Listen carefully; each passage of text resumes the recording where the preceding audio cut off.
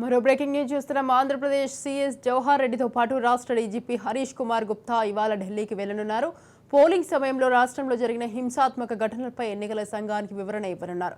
ఢిల్లీకి వచ్చిన దాడులపై పూర్తి నివేదిక ఇవ్వాలని ఆదేశాలు జారీ చేయడంతో సీఎస్ డీజీపీ హస్తినాకు వెళ్లనున్నారు. ఈ నేపథ్యంలో ఇంటెలిజెన్స్ ఏడీజీ కుమార్ విశ్వజిత్తో సీఎస్ డీజీపీ సమావేశమయ్యారు. అయితే ఈ భేటీలో మాచెర్ల, నర్సరావుపేట, తాడిపత్రి, అనంతపురం, గురజాల ఘటనపై సమీక్షించారు. ఇప్పటి వరకు తీసుకున్న చర్యలపై ప్రధానంగా చర్చలు జరిపారు. ఇక ఎన్నికల తర్వాత జరుగుతున్న హింసను అరికట్టేందుకు తీసుకుంటున్న చర్యలపై కేంద్ర ఎన్నికల సంఘానికి నేడు నివేదిక ఇవ్వనున్నారు. మాచెర్లలో మొత్తం 144 సెక్షన్ అమలు చేశామని సీఈసీకి వివరించనున్నారు. హింసాత్మక ఘర్షణ విషయంలో ఇప్పటి వరకు ఎన్ని కేసులు పెట్టామని, ఎంతమందిని అదుపులోకి తీసుకున్నామనే విషయాన్ని కూడా కేంద్ర ఎన్నికల సంఘానికి తెలపనున్నారు.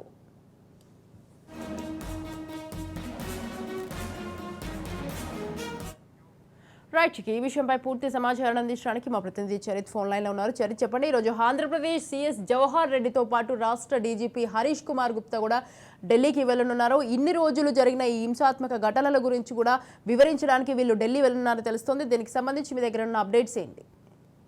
Thank you Swathi. ఏదైతే ఎన్నికల రోజు, ఎన్నికల తర్వాత వరుస ఘటనలు ఏదైతే పల్నాడు, అనంతపురం, చంద్రగిరి ఈ ఘటనలపై అయితే మాత్రం కేంద్ర ఎన్నికల సంఘం చాలా అంటే చాలా సీరియస్ గా ఉందనే చెప్పాలి. జరిగినటువంటి హింసాకాండను ఏదైతే సామాజిక మాధ్యమాల ద్వారా చూసినటువంటి ఎన్నికల కమిషన్ పూర్తి సమాచారం ఇంటెలిజెన్స్ రిపోర్ట్స్ ఆధారంగా ఎవరైతే సిఎస్ జవహర్ రెడ్డి అలాగే డీజీపీ హరీష్ కుమార్ గుప్తాలకైతే ఢిల్లీకి వచ్చి వివరణ ఇవ్వాలంటూ కూడా చెప్పినటువంటి పరిస్థితి. నేటి మధ్యాహ్నం 3:30 ఢిల్లీలోని కేంద్ర ఎన్నికల సంఘం కార్యాలయానికి వచ్చి వివరణ ఇవ్వాలంటూ కూడా వారికి ఆదేశాలు జారీ చేశారు.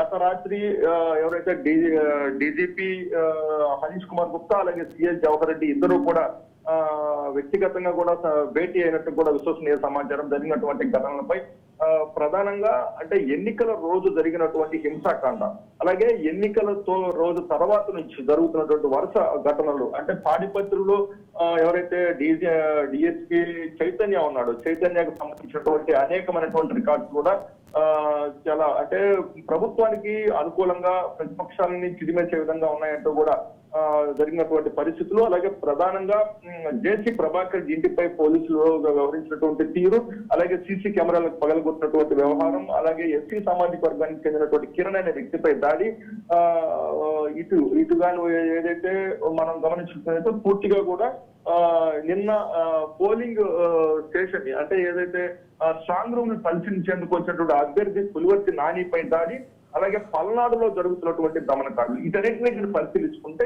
ముందస్తుగా మీరు ఎందుకు చర్యలు తీసుకోలేదు, సమస్యాత్మకమైనటువంటి ప్రాంతాలను గుర్తించిన తర్వాత ఎందుకు ముందస్తు చర్యలు అక్కడ చేపట్టలేదు, పోలీస్ ఫిక్సింగ్ ఎందుకు ఏర్పాటు చేయలేదంటూ కూడా ఎన్నికల సంఘం వారిని ప్రశ్నించేటువంటి పరిస్థితి ఉందని చెప్పాలి. అయితే వీటన్నిటికీ ఎలాంటి వివరణ ఇవ్వబోతున్నారు అనేది కూడా ప్రధానంగా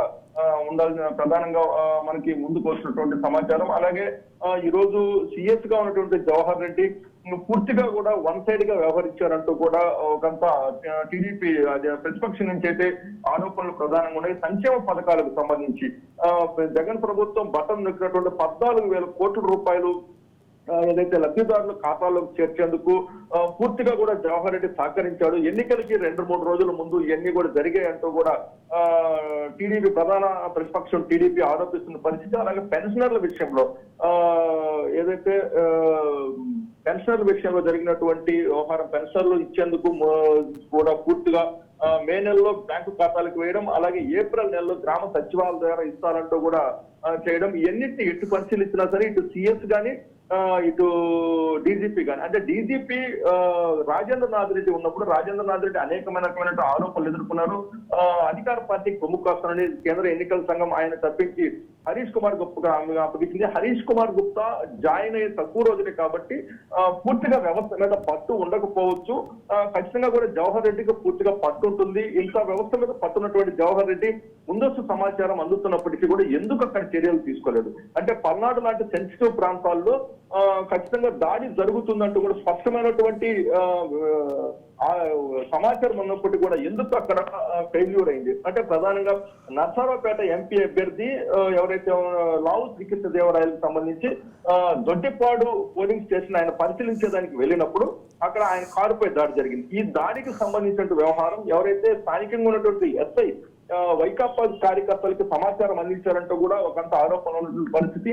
అలాగే పూర్తిగా ఈ ఇద్దరు ఎవరైతే మెయిన్ కీ రోల్ ప్లే చేయాల్సినటువంటి సిఎస్ జవహర్ రెడ్డి కానీ ఇక్కడ హరీష్ కుమార్ గుప్తా కానీ వీళ్ళిద్దరూ కూడా ఖచ్చితంగా విఫలమయ్యారంటూ కూడా కేంద్ర ఎన్నికల సంఘం చెప్తున్నటువంటి పరిస్థితి. ఏది ఏమైనప్పటికీ ఈ రోజు వాళ్ళు ఎలాంటి వివరణ ఇవ్వబోతున్నారు అంటే స్ట్రాంగ్ రూముల వద్ద భద్రతాయుతమైనటువంటి స్ట్రాంగ్ రూముల వద్ద వైకాపా కార్యకర్తలు సృష్టించినటువంటి బీభత్సము సామాజిక మాధ్యమాల్లో చూస్తున్న వారికి కూడా ఒకంత జుగుత్సాకరంగా భీతి కొలిపే విధంగా ఉన్నటువంటి పరిస్థితి అయితే ఉందని చెప్పాలి.